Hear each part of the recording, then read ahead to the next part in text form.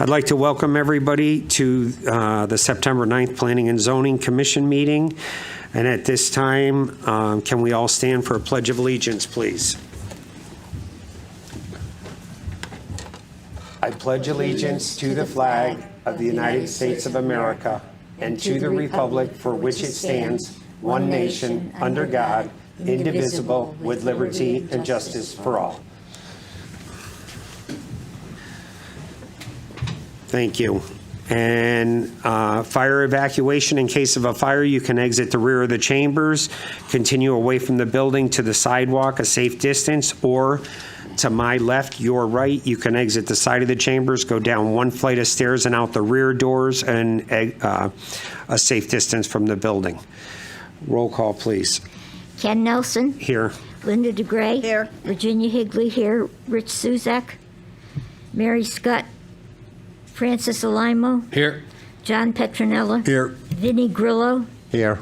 Nelson Correa. And Kiran Majmadar. Here.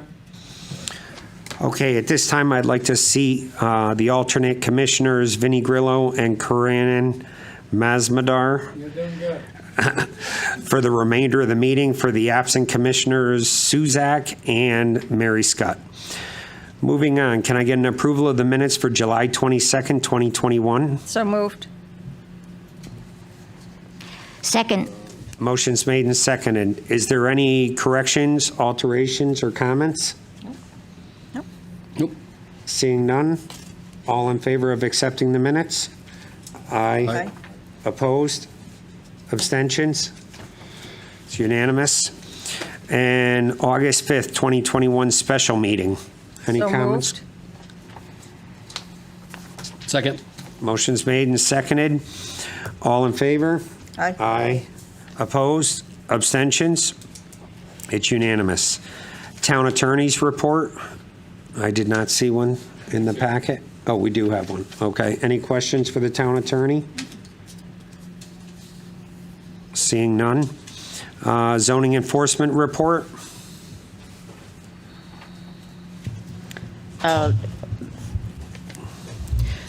Rick was out this week. He had a little accident, so he's been out. He's fine, but Okay. he's been out, so we don't have the report. Okay, that's fine.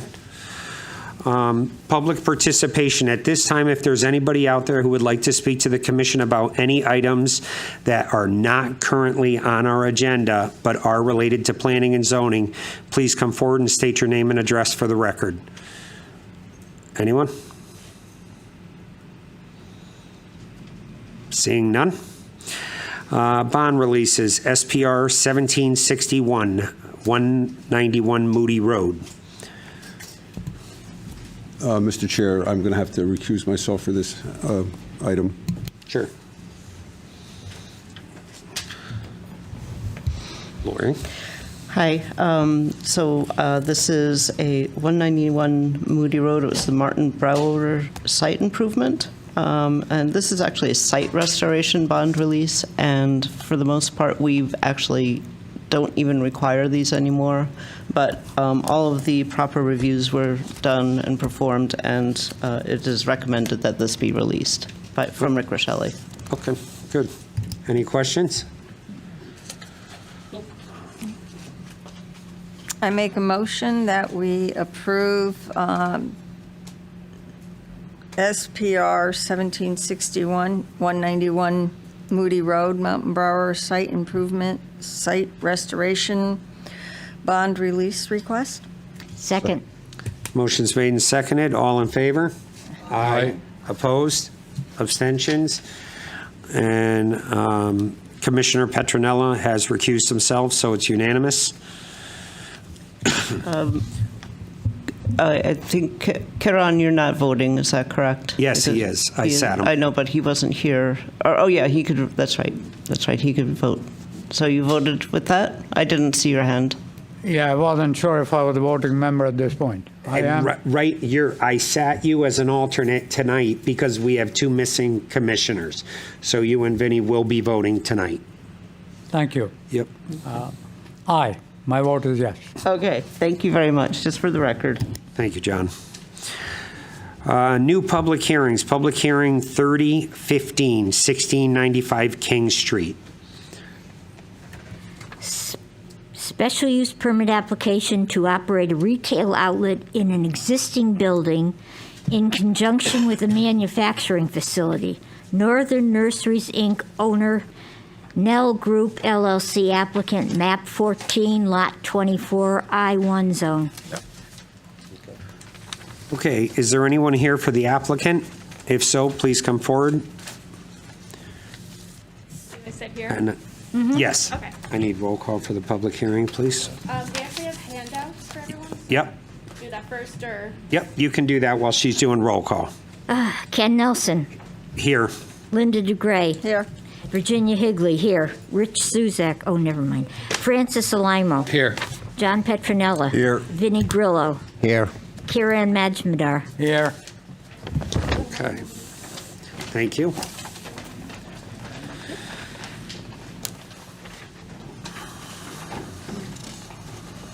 Samples.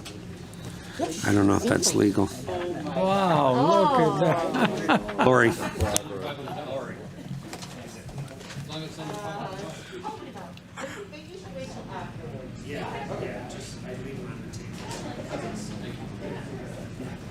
Sorry.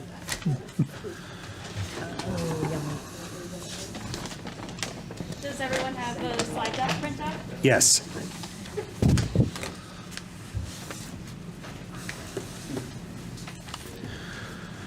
Okay, so your presentation, does it go along with this? Yes, it is that Okay. exactly. Okay, so if you could just state your name and address for the record Sure. and tell us a little bit about what you'd like to do. Okay. Thank sure. you. So for the record, my name is Rachel Breslin. I work for Carmody, Torrance, Sandeck, and Hennessy, located at 707 Summer Street in Stamford, Connecticut. I'm here tonight representing the owner of this property, Northern Nurseries, Inc., and also Nell Group, LLC. Property is 1695 King Street, and as it's been said, it is a site plan and special permit application. Okay. Next slide, please. Oh, am I in control of it?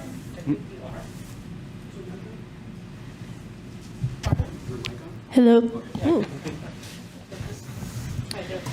Is that better? Okay, there we go.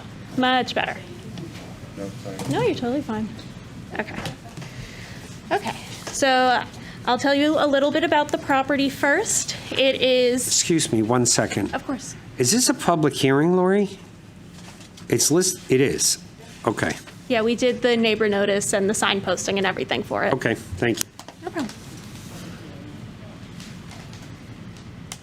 Okay. So the property is located in the I-1 zone and is within the King Street Design Overlay District. I'll have a map up in the next slide so you could see the surrounding area, but it is surrounded by the I-1 zone to the north, south, and east, and then the R33 zone to the west. It's actually located across the street from the old location of Cran's Candy Castle, so this must be a pretty sweet street. The property is 1 acre and improved with a gross 6,000 square foot building, and the property is used to light industrial uses. It is currently the office of Northern Nurseries, Inc., and it has been their offices since 1988. So there is a picture. I've outlined the property in red. As you can see, the I-1, north, south, east, R33 to the west. So here is how the property is today. It's a little hard to see on the screen, but I see everyone has some plans in front of them, so you can see the existing house that is there now. And it is a residentially styled house, obviously not used for residential purposes, but it does have a very residential look to it. And so I'm going to tell you a little bit about the business that would like to use this space. It is known as Snellgroves. It was founded in 1924 in Windsor, Connecticut by Sid Snellgrove. I'm joined tonight by his grandson and the current owner of the company. The company began as a florist, and it is now operated primarily as a small batch handmade chocolate and additionally still florist. They also sell handmade ice cream in the summertime.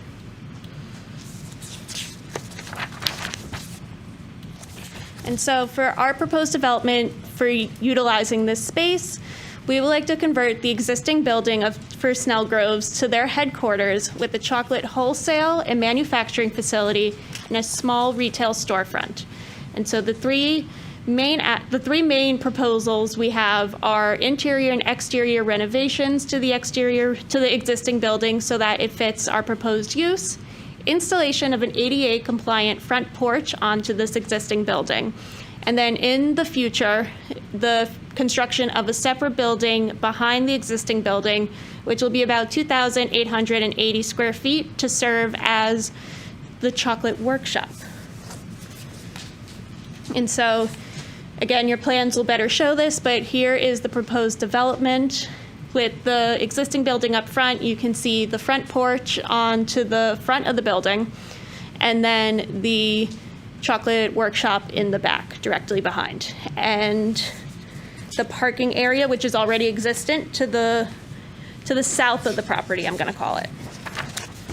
And so here is a rendering to show you the proposed porch. And here's a picture showing the proposed style that the second building would be. And so the zoning, here are the approvals that we require for this to be possible. So please feel free to ask any questions if you have them. I'm happy to answer anything you may have.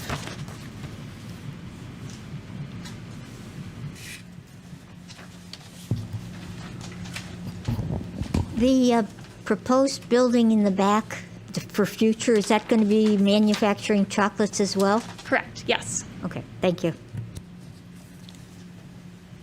Explain the waiver for the buffer on the side yard, please. Of course. So since this property is located adjacent from a residential zone, just going back to that map, it is required that there be a 500-foot buffer. But we believe that given the proposed use that will be in the existing building and how it will be laid out, we believe that there is sufficient protection for this residential district, that the 500 feet is not fully required. I don't have a picture of it, but I could describe it, where the proposed use is that the retail storefront will take up the front half of the existing building, with the second half being the chocolate workshop, until there's no set date for construction. It's very much dependent on construction costs and everything. So the second building, it wouldn't be until 2022. I can't even give you a when in 2022, just 2022. So in the meantime, it would be the retail storefront in the front, and then the workshop in the back, and any associated office space needed for Snell Groves. In the existing building. In the existing building. And then when the second building would go in, it would be the retail storefront in the front, the rest for any needed office space, and then the chocolate workshop in the back. Okay, so are we approving the second building also at this time, Lori? Or are they coming back? Yes, they would. Wow, that's loud. Yes. We're approving the whole thing. Right.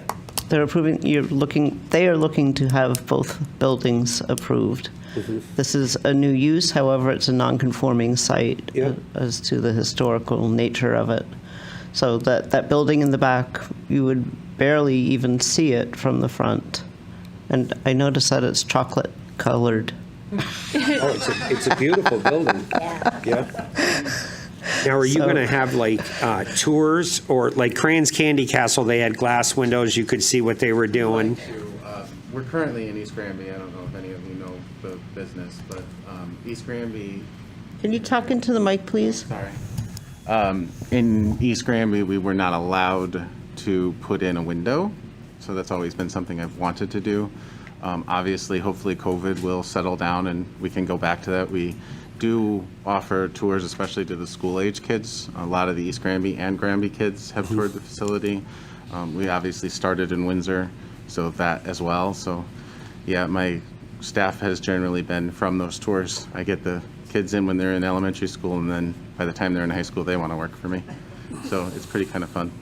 But yes, to answer your question, we would like to do some of that. You know, it's more of an educational thing to Right. show people that the trades aren't dead.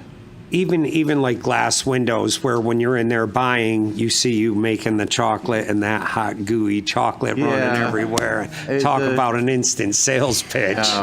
The current way that particular building is set up, because it's a small, I call it a colonial cape, because it's Yeah. a little bigger than a cape, but not by much.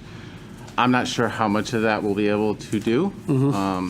But that will be, I think, more up to building department. But there is a way we could do it. We wouldn't mind doing that. I think it won't happen, though, until we build the building on the back. And I just got to wait for some of the costs to come down to do that, because Right, right. they went through the roof. We had started kind of all this with East Granby because we thought we were going to build there and purchase that property, and that didn't happen. So now we're shifting to this, and in that time frame, COVID happened, so. Yeah, good. And just for the record, Lori, I'm receiving pressure from my wife. She heard chocolatier, so I shut my phone off, so that doesn't matter. One more thing. Of course. Now, I can't really tell by your plans, but what sort of buffer is there from the existing house and the new building to the residential property next door? Is there a natural buffer there now? So we actually have our engineer here tonight, who I think would be better able to answer that question. Mary? Please. Sorry, that's my last question. But see, I don't see anything. And if we're going to wait that to see one. the buffer.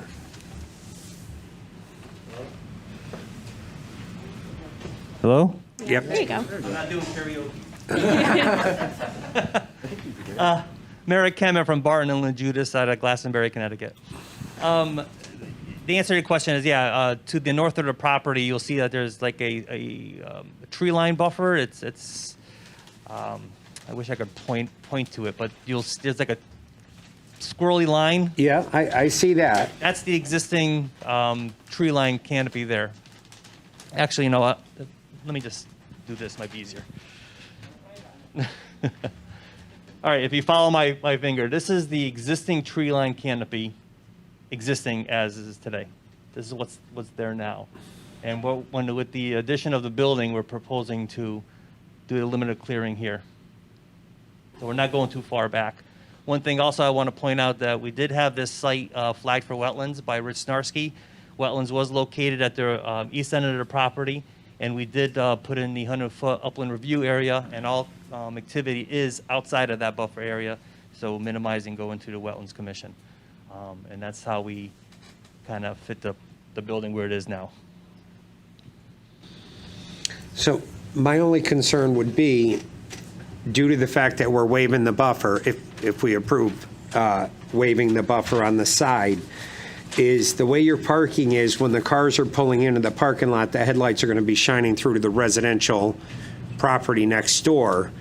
If you were to plant, if you end up with a hole in the vegetation between the two properties, if you could fill it in with maybe arborvitae or something, a fast-growing tree, just to fill in the hole, because you don't know what you're going to end up with the clearing, and by the time you run the utilities and stuff like that. It's an inexpensive natural buffer, and it will just help separate the two properties. I don't know if the neighbor's here tonight to talk or not, but we'll see what they have to say. But it just helps us justify, waiving that buffer, and it's pretty inexpensive for you to do. So, and that would be down the road when you do add the additional building. I just, think there's only about 2 or 3 spaces that might actually be a problem, but you also have the sign that's existing that's already there from Northern Nurseries probably would cover most of that, between that and the porch that we want to put in. Right. Oh, sorry. Right. That would probably naturally be covered. Keep in mind, there's also an existing parking lot there now.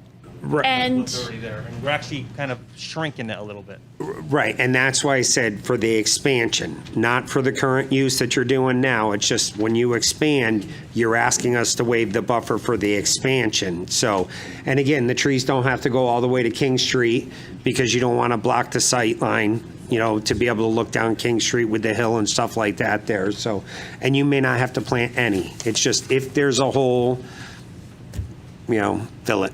I would just like to make one note Sure. that just given the reality of retail today, particularly with chocolate and flower sales, a lot of it is done virtually. And Tim and I have discussed this, that Snellgroves does do their own deliveries, and their normal day-to-day, there are minimal bodies going in and out of the shop. So while I at no point do I think there would be such an overflow that it would be such an issue or a nuisance to the residents on a day-to-day basis. Right. Well, for his sake, I hope you're wrong. And I hope business is through the roof when you come to Enfield. We're a much larger town. I live here, so I And, know. I know my wife will be visiting, so I would say a good portion of our customers are already from Enfield. I want to hear what the public has to say first on it. Go ahead, Linda. I'm a chocoholic. All right, so there, I've said it, I'm done. My concern, and it just, if you could help me out, is you ship most of your product out. What kind of trucks are coming in to pick up, and whether you're sending it out, FedEx, whatever? Well, Any most tractor of the- trailers bringing in large amounts? No, so most of our items are delivered, the ones that we deliver are delivered by our high school kids, and usually they're vehicles that are what they came to work in. So that's something that we've done for a couple of years now, and they get paid mileage and tips, and they love it. So it's worked out really well for us and really well for them. So we don't really have like separate delivery vehicles anymore. We used to, and we did away with that. Well, I'm talking about But like, as far as like the shipping going Shipping. out, I do everything. I take everything out to the airport because I find if I deliver everything to Bradley at night, it gets there quicker than rather than them coming to pick it up and then because chocolate melts. So and I went by your store on Monday, and I saw your parking lot was quite full. yeah, on some days it can be pretty full. Yeah. We share that with an upstairs. The landlord actually owns upstairs, so on Mondays he's usually there with his staff as well. So. I don't know, it might be an ice cream day, so. But yeah, certain days we can be pretty full, from like Friday, Saturday, and Sundays. Other days, not so much. Like today, we only had 3 people that walked through the store today, but everything was done on the phone. Right, it's raining out. It's Nobody raining goes out, out. nobody wants to come in. Right. But if it's snowing, people will trudge through the snow to get their chocolate as if it's Christmas time. Christmas time is pretty busy. Yeah. Now, I was just curious on, like delivery of your product, what kind of truck would be bringing it? Because you only have 12 spaces, it's a relatively small For now- parking lot. Right, and for a for now, business. keep in mind that we're adjacent to Corporate Drive, which has already got a ton of traffic going in it, and there's already that proposal for the expansion to back of there. So tractor trailer trucks are already going to be there. So our thought is we have one company from Pennsylvania that has a tractor trailer truck. We talked to them already, and because of Route 5, they can back down Route 20 and get out the other side, out of Current Place, on Right. School Street. But we've talked to them, and they said that what they normally do in these situations is pull into like a place like that, like a corporate building area, unload, and hand truck it in to the door or whatever. Once we build the other building, I know that Merrick might be able to tell you more, but there was some ideas of how we could do some different things where maybe getting an easement to allow for the trucks to go down Corporate Drive or something. And No, I'm just, I'm seeing chocolate. we're just trying to keep eliminating as much traffic on Route 5 as possible because, Yep. that's not what I want. Obviously, if people are stuck on Route 5 and they don't want that, they'll be mad at me. Yeah. Okay. No, those are my questions. Thank you. You're welcome. And Corporate Drive does have a turnaround, so if the truck were to pull in and Yeah. turn around, they could go and Yeah. park on the side right But I there. was worried. Yeah. Pulling it in, that's Yeah. all. Corinne? Yeah, I'm glad you're here. Everybody likes chocolates, of course. I am observing the traditional New England architecture as proposed on your development plan. I think it's a fantastic idea. When I'm looking at the site plan, it looks like the new building, the proposed building that'll happen somewhere in 2022 or so, will be more or less completely hidden behind the existing. Correct. When I look at the proposed development concept sketch, it almost looks like I can see some of the newer building on its side. Mine is basically just an observation that your traditional architectural concept is fantastic, but it may be fully hidden behind the existing building that you can renovate. Is there some way you could make it so that it may be more visible from travelers or the parking lot, people in parking lots? I'm not asking you to change anything, I'm just bringing it to your attention that your architectural details are absolutely fantastic. I admire them. Well, it may be hidden behind something else, the existing building, and you may lose the central idea to some degree. Thank you for your suggestion. So we're not trying to hide it, and this is just a rendering. Nothing here is, obviously like you said, the layout of the buildings is a little off, but that's okay. It is just a rendering. Nothing is set in stone with this. What we are trying to emphasize with this, our main focal point will be the existing building and primarily the front porch. We believe that the front porch will be a big draw given, I mean, look at it. It's a very nice porch, and given that we are in the King Street overlay, we think given the style of the home combined with the front porch, that is what we are using as our main draw for the architecture. As for the second photo, that is just an idea of the style we would like to do for the building. Again, time will tell exactly what it will be, but it will be one that will reflect what we are showing in the first one. Thank you. No problem. Thank you. Thank you. Commissioner Grillo? Thank you. Thank you. Just two things, please. In the retail store that you said you're having in the front, what are your intentions of selling? What are you selling out of that store? It's normally our typical products that we sell now. So it would be our flowers and our chocolates. So we'd have candy cases with loose chocolates, and then we'd have a small cooler for our florals. We do ice cream as well during the summer months, so that would be scooped ice cream. But that's Almost usually like still coffee too. That's what I'm getting at, like No. a coffee shop. Just because I think this is excellent.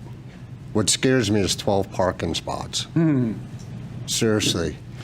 Yeah, we have about that that's- right now, if- and we've never had a problem with it. Okay. But Again, if we ever have a problem, it's weekend traffic, and there's a huge parking lot right next door. I know we don't own it, but it's 90% empty pretty much all the time. We have never had an issue with filling up more than 12 parking spots. And once again, honest, I'm just trying to see if there's some way you can add somehow, some way, if anything. I'm not worried about the appearance of the building. If there's some way you can add some more parking, that would, might be a and merit. this is only going to benefit you, please, on this. Don't, this isn't, I'm just 12, and like Commissioner said, it's a big town. People like chocolate. I see it becoming a big jam up and then working on the King Street, which, So that is a better question for Merrick, and I'm sure he will address that. Just one thing to keep in mind, that if we were to add more parking, it would start to encroach into the wetland area, and we would like to avoid that. But again, most certainly. again, Merrick can speak to that much better than I could.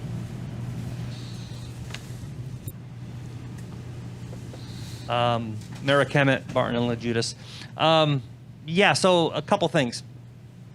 Corporate Drive. So one of the thoughts was to actually break through the parking lot and actually have a drive going off of Corporate Drive. The issue with that is that we just didn't have enough time to contact the owners, come up with an agreement, so we couldn't propose anything like that for this meeting tonight. The building itself that we're showing, the 2,800 square foot building, thoughts were to actually rotate that 90 degrees, but by doing that, we would be within the upland review area. Now, once we're in that area, then we have to go in front of the Wetlands Commission, and we would have lost a month or two, and we're kind of pressed on time for this seasonal operation. But the answer is yes, we can do additional parking. The next step would be actually to probably redesign something in the back, which would involve going in the upland review area, and a formal application will have to be made to the town of Enfield for that, for both wetlands and for a site plan modification back in front of this board. But yet the thoughts have been out there. We're trying to get around that time right now because of our. You're trying to open. Correct. We're trying to open for the season's holidays. right around the corner, and it's flying by. Yeah.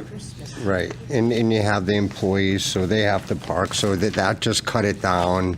And I'm just saying for future, you really, that'd be if you could.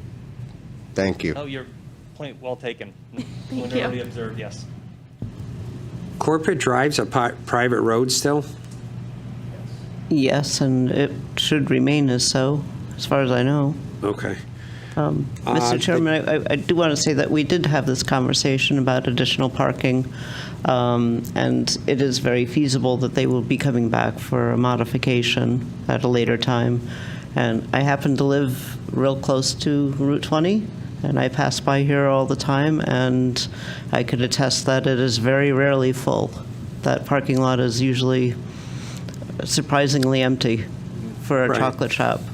Well, I would think the applicant would hope he has a problem, and if he does have a problem, he's going to try to correct it because he doesn't want to lose the business. But yeah, working with Corporate Drive, the owners of that and stuff, that may work out good too, because I think a lot of your busy times are their slow times when their parking lot's just sitting empty. Can I make one mention that Sure. kind of our operations, being that we've been in this is our 97th year, and I've been doing the chocolates 22, and because of COVID, I've changed the operations a lot because we were allowed to stay open, so we did go a lot more online and over the phone. Within the last 2 years, and it stayed that way to now, we have really done a lot of that. So our retail operations only represent about 23% of our total income. Most of our income is through the internet and through either pickup, store pickup, or, Right. but they don't even get out of their cars. It's like you run out, give it to them, they take off. So, Right. it's a very different world. Retail doesn't exist like it used to. It doesn't exist where you have 100 cars in your parking lot, you're doing well. You can still be doing very, very well and have 2 cars in your parking lot. And that's kind of where we're at. We're doing extremely well, but we have 2 cars in the parking lot. Right. It's just a different way of doing business, and that's where we're at nowadays. Now, are you moving your entire operation to Enfield? We will be. That's the hope. That's awesome. And then my last question would be the dumpster pad, it will be fenced? I'd like it to be fenced. I don't know if It's you a put it in. part of our regulation that it is, so that will be a condition of I don't like looking approval. at a dumpster, so. What's that? I don't like looking at a dumpster. Right. Being from a design background, I kind of have issues with that. I don't even like the one that's currently at our property now, but I can't do anything about it because Right. I don't own it. Okay. Commissioner Alimo. Hi, good evening. Welcome to Enfield. And thank you for the very professional presentation. I appreciate it. I'm looking at the department comments.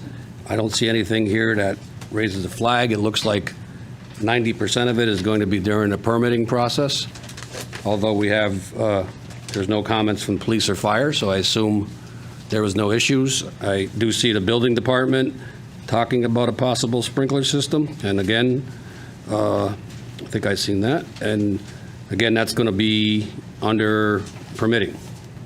So I'm good with what we have in front of us here relative to the design and construction. Just a couple other things. As part of the front porch, are you, or did you think about going with a full base? Is there a full basement in the building currently? Did you think about putting a full basement under there just in case for the future? Storage, I see the pollution control, maybe talking about a grease trap, refrigeration, mechanicals, that type of thing? I mean, I don't know if it makes a nice little, even with no refrigeration, they make a nice little cold cellar, under there. It would be wonderful if cost were to prevail, but I don't think that I can afford doing all the renovations that are going to be required, and doing that as well. Just a thought. I mean, it's not required, but be pretty cool, I think. And with a full basement, you have to worry about setbacks. A Okay. front porch, you do not, but you put it on a full basement, you have to. 'Cause it's So attached. I think they're Yeah. close to the road now, so he can do the front porch, but No, no. no, just a footing. Yes. And the other thing, in your business model, do you offer any kind of specialty things, like for children? If there's a birthday party, can somebody bring a mold of something, or do you have those types of things that you do for special occasions and We do. holidays? Oops, sorry about that. We do a lot of custom pieces. We actually have a way to actually make molds currently in our facility. So a lot of people will bring in their kid's favorite toy, and we 3D print it, and then we make a mold out of it.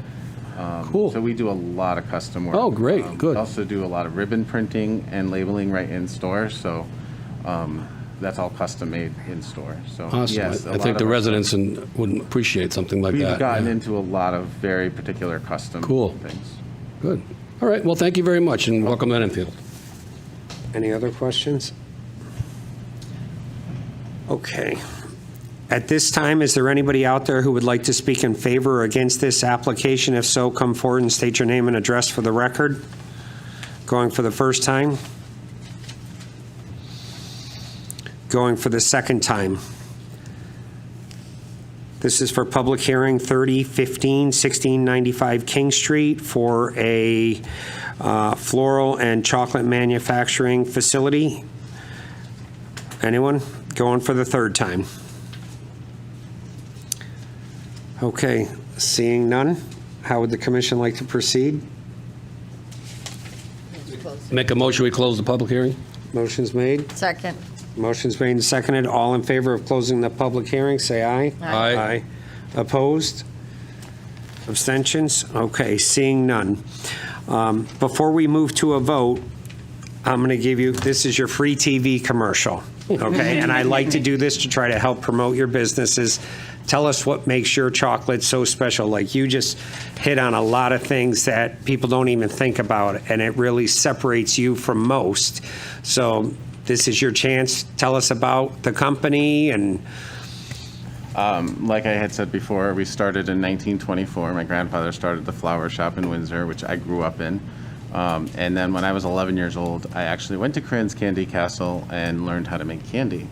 So Did it's you kind of really? special Wow. to me. I almost bought it, but that's another story. So our stuff is very special because, number one, it's handcrafted. We use a fine Belgium chocolate. We do not use the fake stuff that most places use nowadays. It's become kind of our signature. And that really, really makes us a little different and more unique. And the fact that we make it in copper kettles still, by hand, that artistry has really gone away. And that's what really, that sets us apart in that form. As far as our florist part of it, I'm a third generation designer. The girl that works for me is being taught from a third generation designer. So we have that going for us too, so. So you'll be doing weddings and stuff like that? Weddings have gone away since COVID. Really? We lost 17 weddings during COVID. Wow. And I think I heard you say I could eat all the chocolate I want. I won't gain any more weight. If you'd like to come work for us, that is actually something that we do allow. When you come to work for us, you are allowed to eat as much chocolate while you're on the clock as you can possibly eat. I just worried about gaining the weight. There's no weight gain, right? Yeah. I'm on a current diet for my life and it never seems to work. Nice. So. Mr. Chair, I have a question about the food, the chocolate. Okay. On your dovetail from you. I'm a product of Cran's Candy Castle. I remember going there for my whole life. Me too. You know what I used to love? Those chocolates with those nice cherries inside. With Yep, the little. the You cherry guys covered. make those? You can't even find them anymore. We do make them. We're always sold out. Always sold. Oh, we're gonna have But to. I do make them. I lost a person that I was actually training to be a chocolatier. Yeah. So we're hoping to get, now that we're in Enfield, maybe I can get some more great staff. Okay, you don't see. And I go to Sicily every year, and I see a lot of that kind of candy We make in a Europe. lot of those candies. Very popular, filled candy with different, all kinds of stuff, but those cherry ones. The cherry cordials are kind of one of our biggest sellers, especially for Father's man. Day. For some reason or another, last year, I think we sold about 20,000 of them for Father's Day alone. Wow. We also, to kind of go back to your like 4-minute commercial, we also always keep in about 47 different flavors of fudges that we hand cut. Oh, wow, you make fudge too, huh? Yeah, so we do make that's a big part of our business. Fudges, caramel apples, those are kind of the things that aren't candy related. Praline pecans, praline nuts, trail mixes, popcorns. So we make about 380 items right now. Wow. He had Nice. me at caramel apples. All right. Thank you, Mr. Chairman. Okay. Go ahead. I'll entertain a motion to approve the waiver. Mr. Chair, I make a motion to approve the waiver from the buffer yard standard per section 6.10.2B pursuant to section 10.20, as the front porch is the minimum required to satisfy both ADA standards and the standards contained in the King Street Design Overlay District, section 8.60. Second. Motion's made and seconded. Roll call, please. Ken Nelson. 4. Linda DeGray. 4. Virginia Higley, 4. Francis Alamo. 4. John Petronella. 4. Vinnie Grillo. 4. Kiran Majmudar. 4. Okay, all in favor, none against. The waiver passes. Now we vote. Now I'll entertain a motion. Mr. Chair, I motion to approve PH 3015 1695 King Street, special use permit and site plan review application to operate a retail outlet in an existing building in conjunction with a manufacturing and distribution center, along with the future construction of a 2,880 square foot building to serve as a chocolate manufacturing distribution facility.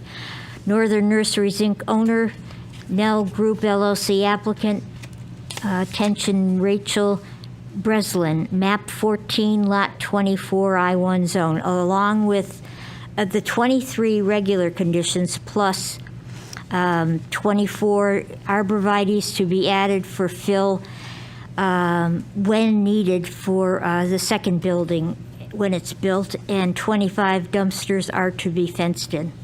Right, arborvitae's on the north side of the property. Okay. Second. Okay, motion's made and seconded. Roll call, please. Ken Nelson. 4. Linda DeGray. 4.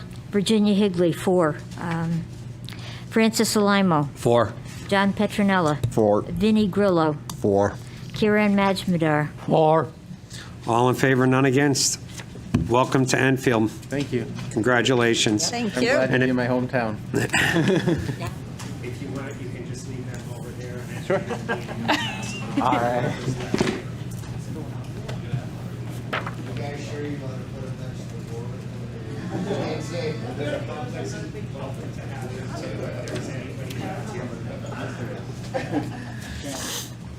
Next application, I may have a conflict of interest because I know.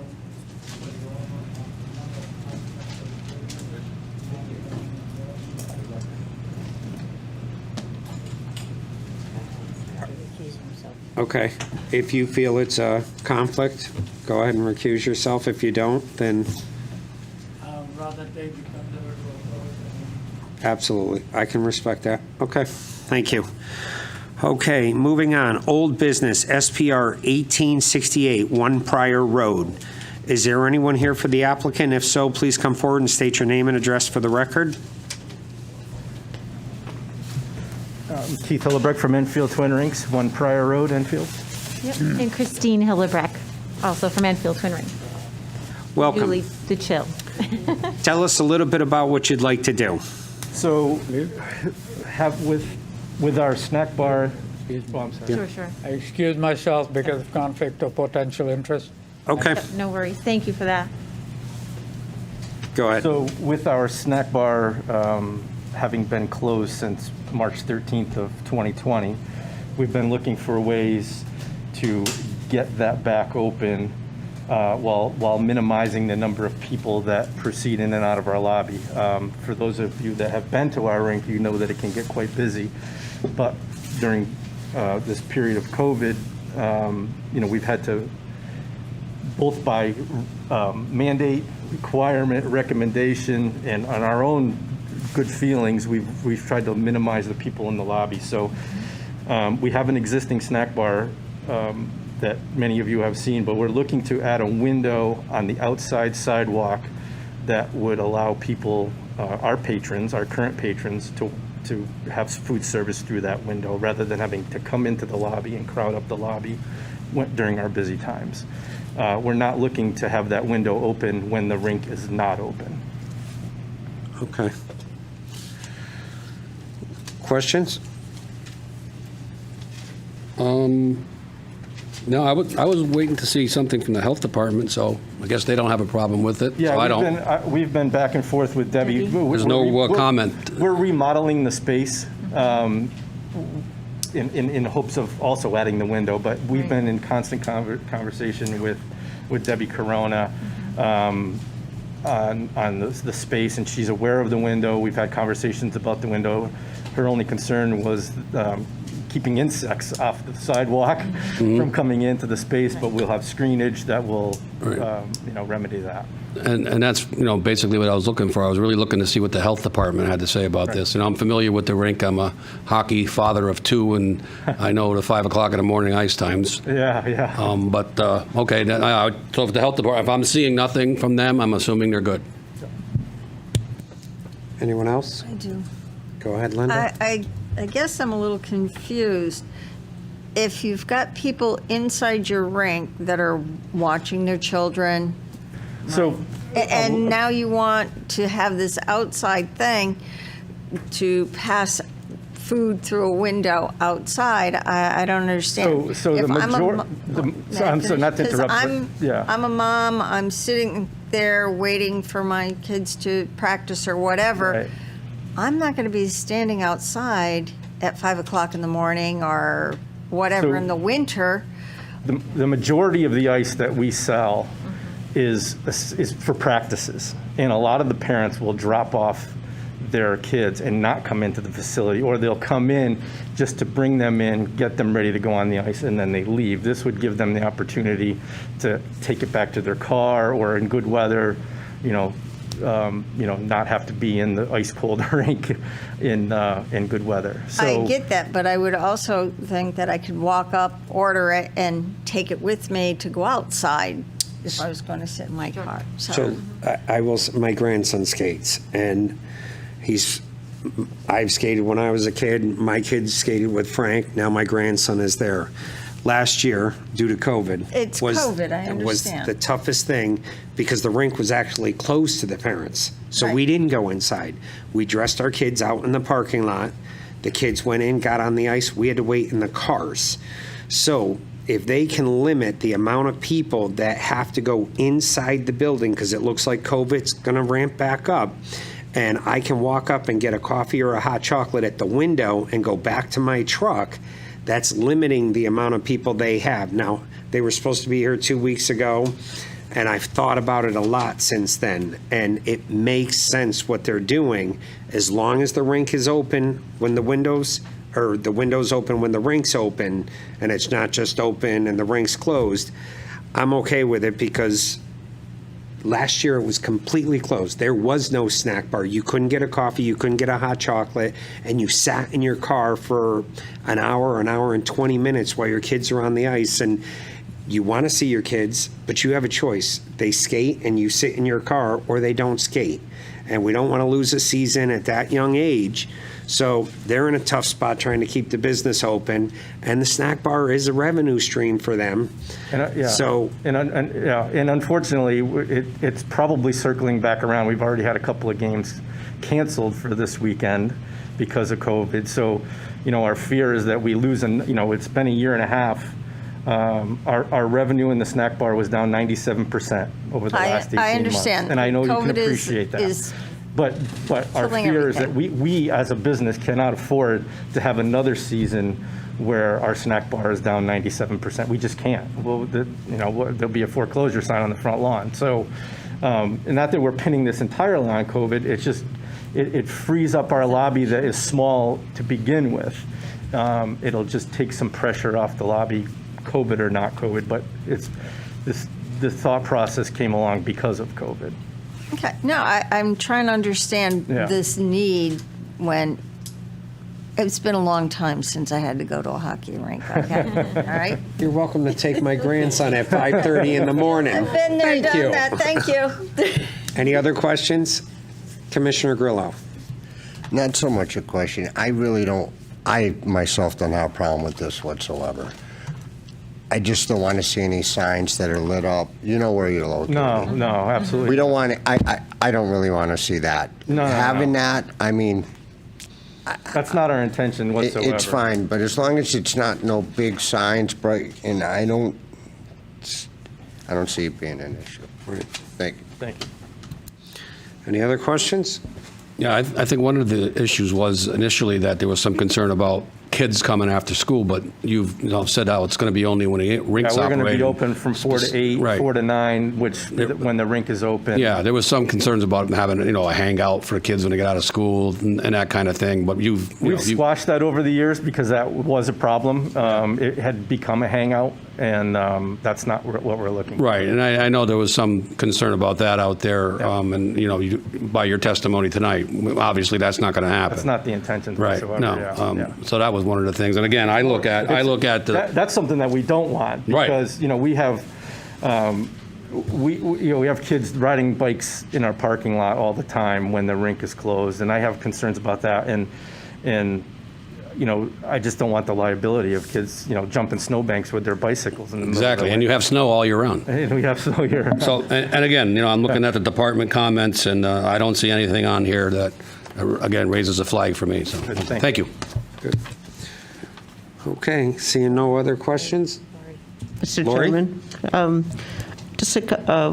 I was wondering if you were planning on putting a sidewalk or anything, any walkway up to the window?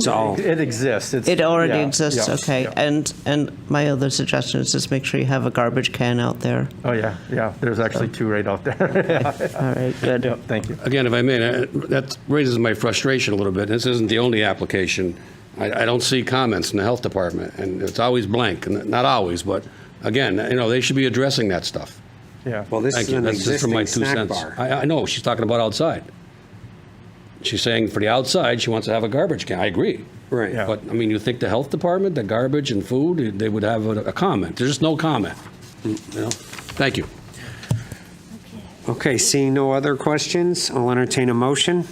Mr. Chair, I'd like to make a motion to approve SPR 1868, One Prior Road Site Plan Review Application for modifications to the Enfield Twin Rinks building in order to accommodate a window associated with the existing snack bar to allow snack purchase from outside. The Hillbreath Group LLC owner, Keith Hillbreath, applicant, map 68, lot 92, R33 zone, according to the materials submitted under SPR 1868 and with the 16 conditions of approval. Second. Motion's made and seconded. Roll call, please. Ken Nelson. 4. Linda DeGray. 4. Virginia Higley, 4. Francis Alimo. 4. John Petronella. 4. Benny Grillo. 4. Karen Majmadar. He recused himself. Oh, right.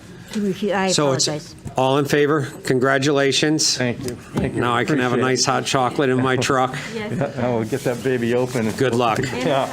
And if I had known we were bringing gifts, I would have brought some golf. No gifts. That's why they'll be up there for later. Full disclosure, my wife was at the rink more than me. I got to give her credit. I said me, but she was there more than I was. I don't want to get in trouble. Sure. Yep, thank you so much. Thank you all. Okay, moving on. New business, informal application review for 190 Elm Street, Noble Gas.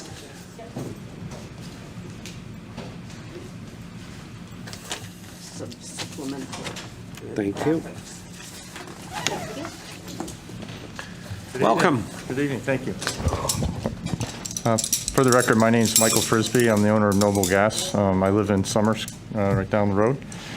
You currently own the Noble in East Windsor? Yes, sir. Absolutely beautiful place. Thank you, thank you. We try our best. She did. Mr. Chair, I'm sorry, I didn't hear the other gas station you owned when you first started talking. You own So I own the Noble gas stations in Connecticut. So we're Connecticut owned and operated. So we're owner operator. You're not a developer. We don't lease out the stations. We own and operate them. So and we have one on Route 140 in East Windsor, right near the train trolley. Thank you, sir. Thank you. The diff fuel pump is the best thing ever. Not many of them around, but we No, did it. So no. I'm sorry. Tell us what you'd like to do. Well, 190 Elm Street. There's an existing service bay facility there now. There's a significant amount of land behind as part of that property that has wetlands on it. So when I approached the owners about buying the property and trying to develop a new Noble fueling facility there wasn't enough land to develop, so we, when working with staff, we went in front of inland wetlands informally and asked them if they would be receptive to us mitigating some of the wetlands in the front to the back. Our soil scientist believes that that it would be a viable project to do that, and they were receptive to that. So the next step was to come to this board because it's existing non-conforming. They have an existing gas license there, even though they don't sell gasoline. But working with staff again, they thought the best path forward would be to come in front of you, kind of talk to you about our idea about rezoning that parcel to allow us to do that, and knock it down and rebuild something that I think the town could be proud of. So with me this evening, I have Kevin Soley, who's my civil engineer, and we wanted to come get your thoughts about trying to do something nice there. No. The TV can pick them up right there. Yeah. Questions? Now, if I'm correct, I saw are there two separate buildings you're looking to put up on the property? Sure. Okay. I'll have Kevin kind of give Go you ahead. a little description. Yeah, so as Mike mentioned, so we're kind of on the corner of Elm and Shaker Road. Please, can you take the handheld mic? Sure. It's just people watching can't hear you. Can you hear me now? This one's on. Sorry about that. So thanks. For the record, Kevin Soley, licensed professional engineer, Connecticut with Soley Engineering. So as Mike mentioned, so it's 190 Elm Street. The site's currently zoned BL. And as Mike mentioned, there was an existing or former gas station operating on the property. They never actually relinquished their license. So the gas station is actually a grandfathered use on the property. But when we started talking with Mike and with Lori, as we looked at what we were looking to do, we thought that pursuit of a potential zone change from BL to BG would be the best path forward from a zoning standpoint. And as Mike mentioned, after we had that initial discussion with the Wetlands Commission, they were very receptive to what we discussed. We wanted to come before you. So, we do have our current plan, and I want to say, if you guys have been to the Noble Gas in East Windsor, I think what Mike does is a really, really great product, and I think what Mike's been working on with his program is really creating something that's not just a gas station. It's with the Noble Market. There's a number of other food options that he's building into his programs, and we're also looking to incorporate a drive-through in a lot of his new facilities. So with this plan, we'd have a much larger, about 8,400 square foot Noble Market with the drive-through. Conventional gasoline pumps, but also one of the things Mike's is doing is also he's on the forefront of the EV charging in Connecticut and throughout the Northeast. He actually has an EV Discovery Center that's going forward in Sturbridge, Mass., which is going to be a really great, I think, learning environment for people about the EV charging. So not only does it have a conventional gasoline canopy, but also has an EV canopy specific for EV vehicles. And he's building the infrastructure, and so we could actually replace gas pumps in the future with EV charging once it becomes more prevalent, because we know that's the direction that it's going. We also had a second retail building on the property to the eastern side. And as Mike mentioned, existing gas station here, there are some wetlands that kind of traverse through here, and based on our review, they're really, it's really more of just the depression that, this was all farmland before, and the depression kind of started to accumulate some of those soils. So we're able to relocate that towards the rear of the site and create a much more viable, fruitful wetland. So with that, we've had a lot of discussions with staff, and we met with, had an application, pre-application review team meeting, got solicited comments from all the different departments. But our next step would be to come to this commission and pursue a zone change from BL to BG, and then go through the process. So we really wanted to kind of come and get your thoughts and hear some feedback and comments, concerns, and see how we could maybe try to move this project forward.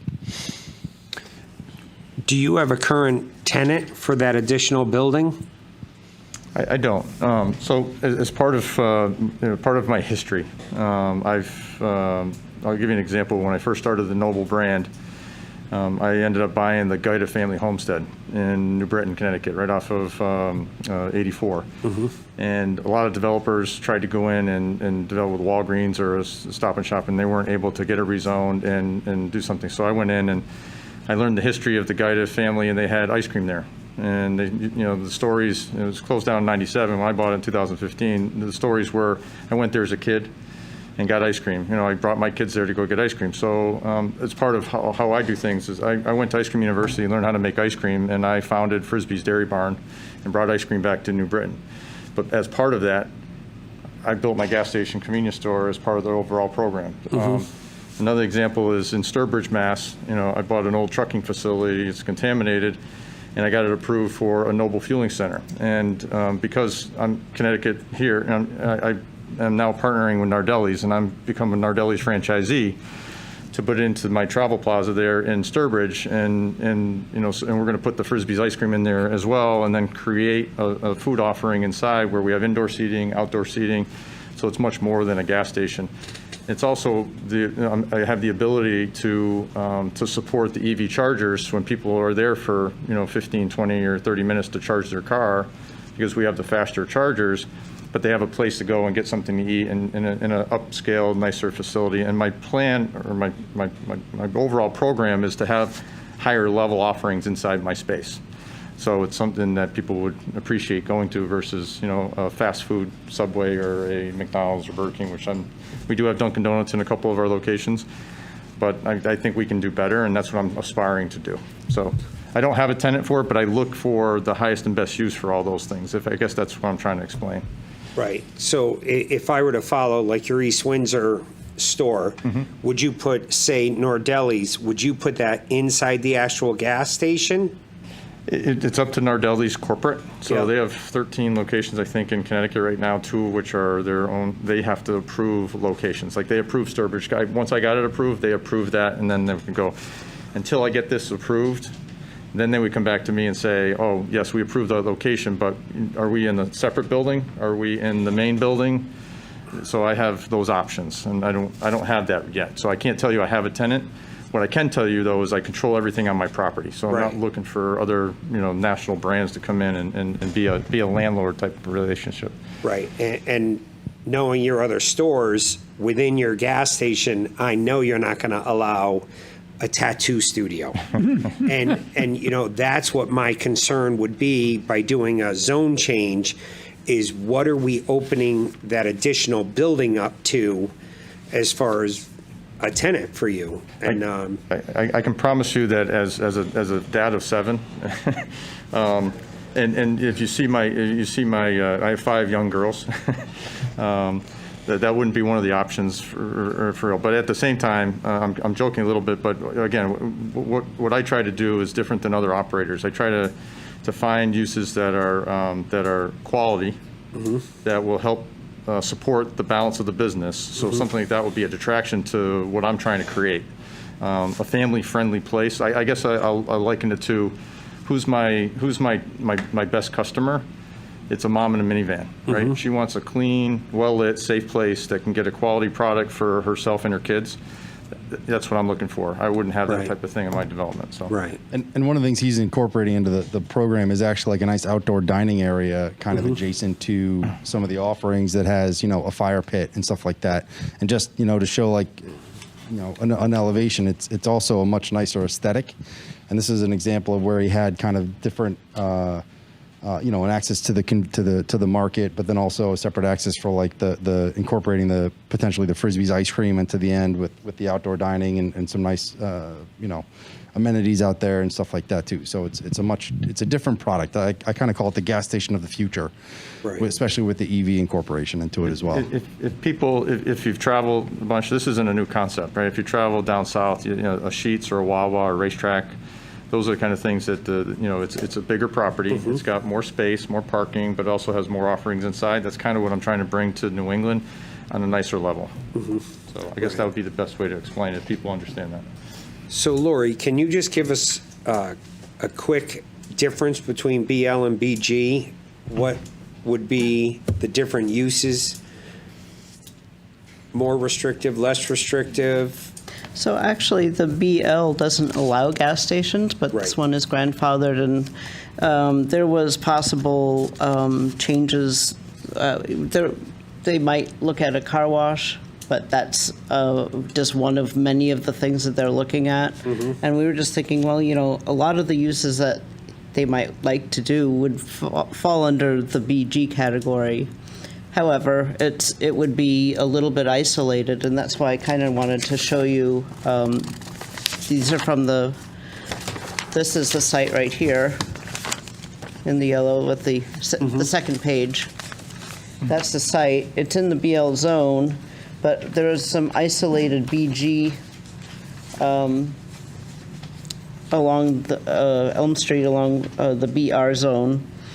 This does fall under the BL, which is a little bit different, but the Plan of Conservation and Development, as the current one, not the one we're working on, does show on the first page that section is kind of a transition between the downtown mixed use and the industrial. So it actually would not be considered what we call spot zone, because it actually kind of falls in line with what we want along that corridor. So there certainly are other uses that could be allowed in the BG that is not allowed in the BL. But because this was non-conforming, we're like, well, it just would be so much easier and cleaner if you could just fall under the BG zone. Right. They could do 95% of their thought process through as far as development in the BL with the expansion of the non-conforming. Retail's permitted. You could do the special permit for the drive-through and so on. So, but we kind of wanted the commission's take on it. Because either way, they have the ability to develop. It's just, we just thought it might just be cleaner going with the rezone.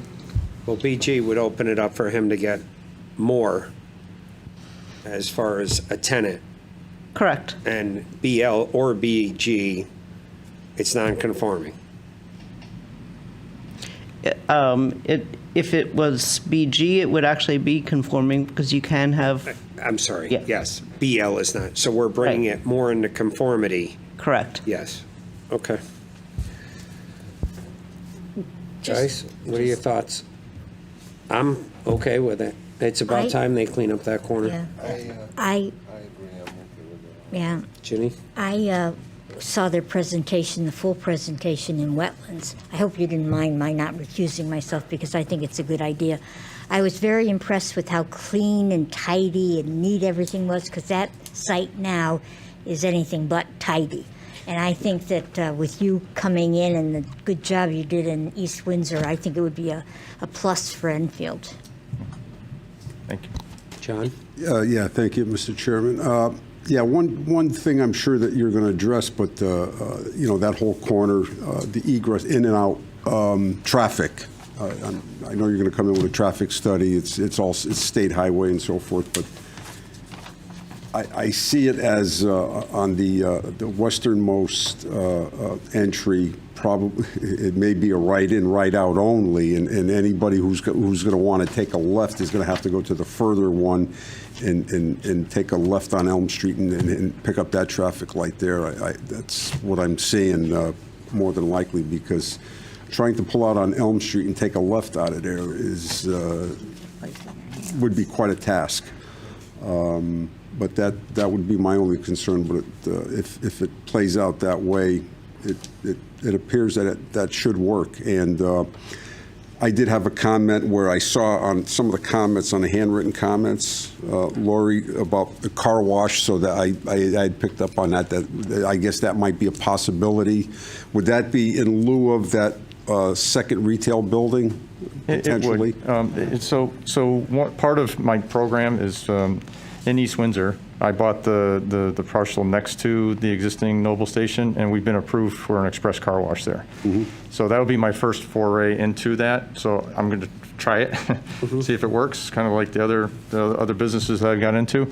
So it may be a possibility if it works for me. I think it might be a good market. I also know that there was another group that wanted to do one down the street, and it wasn't well received. So I'm sensitive to that, right? So it's not a make or break. I'm getting into the business. And I'm building one now in East Windsor, or we're going to start building. We just bought the property, so that the BG zone would allow for that, but it's not a given right now. Correct. The BG allows for a car wash. The BL does not. Is that correct? Okay. Yeah. All right. Thank you. I think the problem with the other one was it was right in front of the mall. And with the unknown of the mall, why would you put a car wash there? Right. You're building an automotive area where a car wash belongs. So I see a big difference where I would be a lot more receptive to a car wash at this location. So don't use that, because I think they're totally different situations. That's great to hear. Appreciate that feedback. So Go ahead. Yeah, I think your approach to the commission as an informal understanding of the project is fantastic. I like that idea. The two things that are going to be a challenge for you, number one, Commissioner Petronella mentioned the driveway. Number two, it's also a state highway 220. So the state will be dictating a lot more than what the town can ever do. That's number one. So your challenge of traffic flow would be a trick. And of course, the inland wetland would be another challenge for you. So those are two things. But in general, I like the idea, I like the concept, and wish you good. Thank you. So Commissioner Alaimo. Thank you.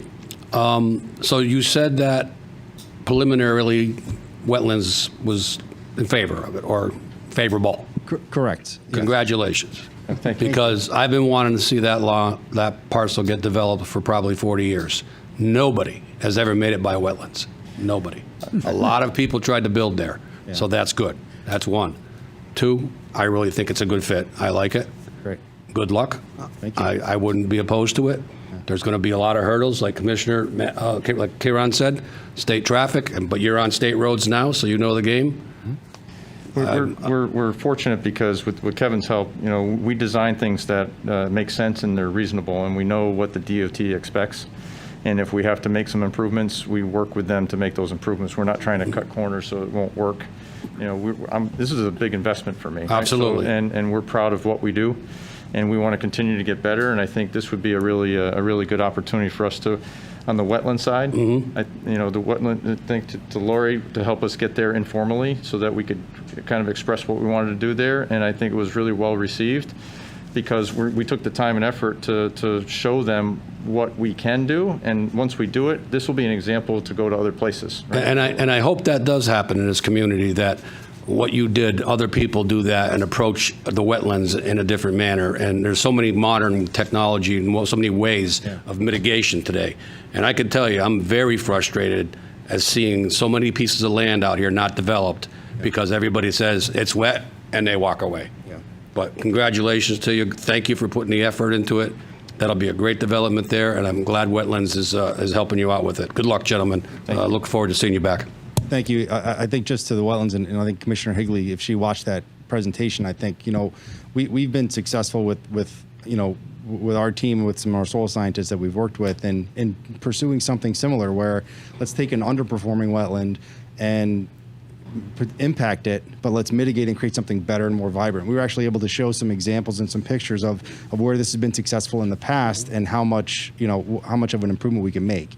So I think it was well received, and I think they were all surprised when we actually were able to paint that picture for them. So and I hope it's going to be a template. I hope other pieces of property will be looked at in that manner in this community, because it's very, very frustrating, to be here all my life and, be involved in the community and be actually a retired an official from this town. I'm retired from my other life, but very frustrating. And that piece of property has haunted me for a long time, and I'm glad you guys are taking it and go for it. Thank you. I have 2 questions for you, Lori, about this. Is this piece of property part of the Elm Corridor study, and where are we at with that Elm Corridor study? No, and we're meeting tomorrow, and maybe after this application, I could bring you up to date. All right, great, thank you. That worked? Thanks. All set? Yep. Everybody else set? I want to commend you, Lori, because this is the first time I've seen since I've been involved in Enfield where the 2 boards are working together to try to move something forward where it would normally get shut down. And I think it's a great thing. I think your history of your company and stuff like that represents itself. They're spotless. And you do operate your gas stations still? I do, yeah. I'm in my stations almost every day. Okay. So I'm not working the cash register, but I'm picking up trash and making sure things are, as best we can. Yeah, that's great. So, consensus, everybody good with this? You heard me. You got unanimous consensus? Bring us something sooner than later, and let's get it going. Thank you so much. And now, As long as you have diff. Yeah, got chocolate? And I have time to make my hockey games. There you go. Diesel trucks now for emissions. We're going to need to try that ice cream. We're going to have to try that ice cream. I would have known. I would have brought some. But. Yeah, we weren't aware we could drop off gifts. Like the previous As long as it's under applicant, $5. So I know this is informal here, but is there any kind of thought about a development time frame, or is it, what are you thinking? Off the record, if So we were hoping for this type of reception, which means we'll make our formal application to wetlands right away. Or why don't you talk about the timeline? Yeah, timeline would be great. Yeah, we wanted to. I think the people listening would be interested in the timeline. We want to too. get this feedback, so we actually plan to submit a zone change application within the next week or so we can actually get accepted at the meeting in October. And we're planning on submitting to wetlands on September 21st. So then we'll be right behind that application with a formal site plan application for this commission. Yeah. If everything goes well, we could, we get through we could close early part of first quarter next year and start construction. Cool. Good. Clean up the environmental and do the mitigation and be on path to be open by the end of next year.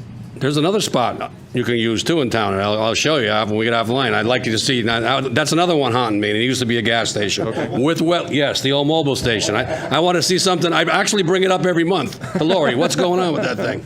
That cannot ever be gas station. Oh yeah, why? Because of the contamination? Contamination, yes. And it's in the aquifer protection system. Well, again, wetlands, maps from the 1960s we're dealing with here. So. Just so you know, I built a station probably 14 years ago in Bellingham, Mass. And it was in a water resource area, and it was zoned, gas stations were prohibited. So I built a station with above-ground storage tanks. And the commission said to me, you can't build a gas station, it's got underground tanks. I said, I designed it with above-ground storage tanks. And actually was a really good design because you could see, touch, and feel everything. It was in contained. Yep. It was out of the box thinking to be able to do something. So I'm always thinking, trying to find ways to make things work. You can make it happen. That spot's bothering me. We have to do something with it. Thank you very much. So just great presentation. Thank you. Hopefully we see you sooner than later. Yes. Congratulations and good luck. Appreciate that. Thank you. Thank you. Thank you very much.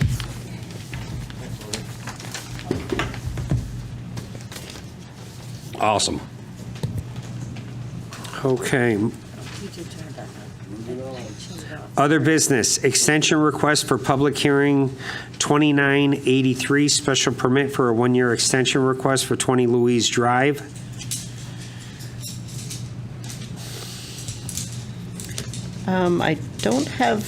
I could not find the actual request for this, but it's because of COVID, they had a hard time opening, so they're just looking for an additional year.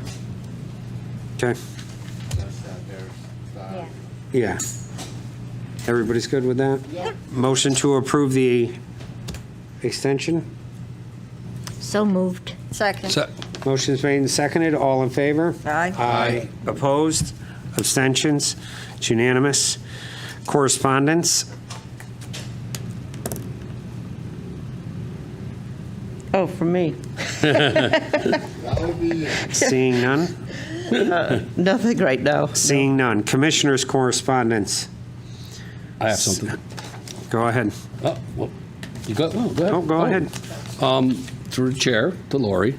Lori, maybe through Enfield Traffic Division to state lights, state traffic lights. I've noticed the light on Hazard Avenue in front of the surgical center. It seems to be functioning or not functioning correctly. It stops the traffic for an awful long time on 190 to let the cars out of the two medical areas.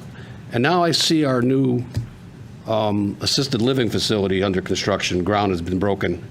And maybe time to take a look at that and see if the timing's off in that box, because with that other facility opening, I see traffic backing up into the other intersection too. It backs up, so if you're going westbound, it backs up to Lulu's sometime in their intersection. And I don't know if anybody else noticed that. Lately, right? It's been really bad, and there's a lot of accidents there. And I'm sorry, the light in front of what? The what? Johnson Surgical Center, there's a light Johnson there. Surgical, And it okay. serves that property and the one across the street. Okay, I know what you're talking about Right, now. so it just seems to let, too many cars, like no cars are coming out, actually. Stops the traffic too long on 190, that's my point. And it's been backing up to Lulu's intersection, the new light there, where Starling Physicians are. So, like the light can turn green, but the people can't go, because there's a line from the other light. And now I'm concerned that when the assisted living center opens, there's going to be an increase in traffic, so it's only going to get worse. So maybe we can look at it now. Just appreciate, thank you, Mr. Chairman. John, you noticed it? Absolutely. It's been worse the last several months. Yeah. I don't know if that light went out of function or something there, maybe. Kieran, did you notice it as well? No, but it does go out of synchronization every now and then, so it's a good idea for the traffic authorities. It's a state road, so our traffic department's going to have to call the state lights and see if they can look at it. Right. It's probably the matter of synchronization. I got another one for you. If we about traffic lights on 190 Broadbrook Road. The red light as you're trying to exit Broadbrook Road. Yes, that one too. Yep. Which I deal with just about every day, a couple of times a day. At times, that red light is over 4 minutes. Wow. Okay? It's been that I way. time it. That's been that way a while. A long Yeah, time. 'cause when I lived on Laughlin, it was and that I way. see, I take a right, I pull into the Danny's Pizza and do a U-turn and get out, and it's crazy. Yeah, It's I agree. absolutely That one I crazy. agree with Yeah, you. Yep. Yeah, that needs to be looked at. Yeah. I think that the lights we're talking about might be on the old technology too, because now everything is controlled by camera systems, I think. And Kieran, you could probably know more, shed some light on this, no pun intended, but I think those are like older controllers maybe? Right, they sense the traffic and then change accordingly. Right. If the traffic volume is higher, the timing changes. Yeah, there's something definitely wrong. Okay. Yeah. We're good. Yep, thank you, Mr. All Chairman. set? Yeah, yep. Anyone else? Seeing none. Director of Development Services report. Well, I'll get back to the traffic impact study. So we are meeting with the DOT and CROG tomorrow. Hopefully, we're going to finish up the market study so we could get it out to everybody to review. And the DOT just is trying to figure out semantics and who's doing what and what we'd really like to see. So I literally, the meeting was set at like 6:30 for tomorrow, so. Nice. I Well, just maybe found you out can that it address was- Commissioner Alimo's concerns with the DOT. Yeah, I'll bring that up. Yeah. Great. Yeah. So, Thank you, meanwhile, Mr. we're Chairman. still trying to find a replacement for Jen. It just closed, so I got to review the, see if any of the candidates are up to par with Jen's abilities. Good. So, We've just been busy. Rick was Sure. out this week, so that was another, Jen's gone, Rick was out, Rick was on vacation a week or two ago. yeah, so. Have you it's- received a it's- fair amount of applicants for Jen's position? Not really. So I have to review them in more detail. I just got them today, so. Okay. But yeah, we're working on things. I do have actually, there's a, yeah, so applications to be received. But that's, after this item, sorry about that. But I didn't want to forget. Administrative approvals? I don't think there were any, but I don't see any. again, Rick was out, so. I don't think I no. approved. I don't think we had any. We were, as far as that stuff, we were slow. Everything else has been crazy, so. Right. it. Applications to be received? Yep, so we've got public hearing 3013 at 51 Enfield Street. Applicant Diane Pagano for a car wash and detailing. Public hearing 3014 at 113 Brainerd Road, Pat Ferrera in-law apartment. Public hearing 3015, which was tonight's application, 1695 King Street. So we're just officially receiving it tonight. Public hearing 3016, 113 Brainerd Road again, same applicant, Pat Ferrera, for commercial vehicles. Public hearing 3017, it's 1297 Enfield Street for the Felician Sisters, and that's for a map amendment. For what? For the map amendment, I think they're looking to go to SCD. We talked about that informally. We're at 37. I don't see that on this to be received. No, it's not on here. Oh, okay. These are, All right. Thank you. Except for the one. That's why I'm just bringing it up to date, so that's why I'm reading it. This is for them to do all that housing over there? Yeah, yes. And we are ready to hold the public hearing for the reuse of municipal properties in Thompsonville. So we've got that text amendment. And then SBR 1870, 101 North Street for RC Madness. And I'm not sure, I think it's like remote control cars. Yeah, they're there, yep. And just a heads up, Georgie's been working hard with the aquifer protection regulations and trying to get everybody to be re-registered. We may have a lot on our next agenda for that, so I was wondering if that's the case, if I could move the start time to 6 instead of 6:30, because I don't want it to run over. That's going to be what date, please?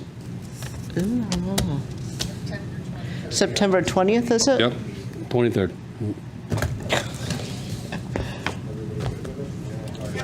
I mean, we'll let you know ahead of time. We're still trying to work a couple things out, but I was looking at the list. I was like, that's going to take more than half an hour. So usually we have almost nothing. So okay. So we'll let you know if we start at 6 or 6:30. So just on the aquifer protection, there's a few properties that aren't in compliance. They were given a pass and a 10-year certificate, and the certificates are not for 10 years, and the property does not meet the regulations.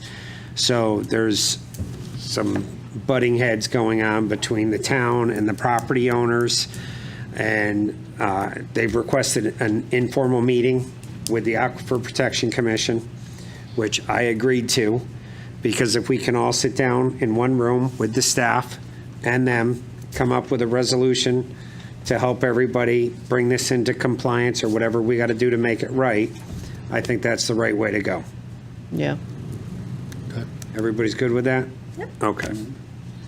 So, and I told them anything that falls under that, bring it. And it's informal, but, hopefully we can calm things down, because, the town's in a bad spot because, 8 years ago, they were told they're all set, good to go, got their certificate, and now they're being told, no, that's not the case, you're not good to go, the certificate's not 10 years, and think Yeah, about I'm- if you were a business owner, how upset you'd be. So let's all get involved and try to. Is that what we're going to be addressing at the next meeting? One of them for sure. Okay.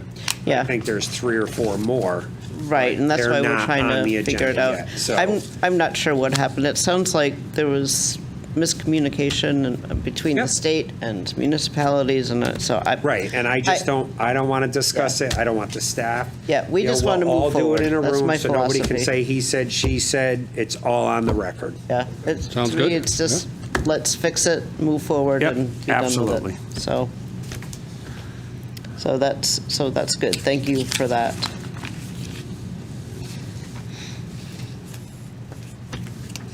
All set? That's it. Okay, I'll entertain a motion to adjourn. Make a motion to adjourn. Motion's Second. made.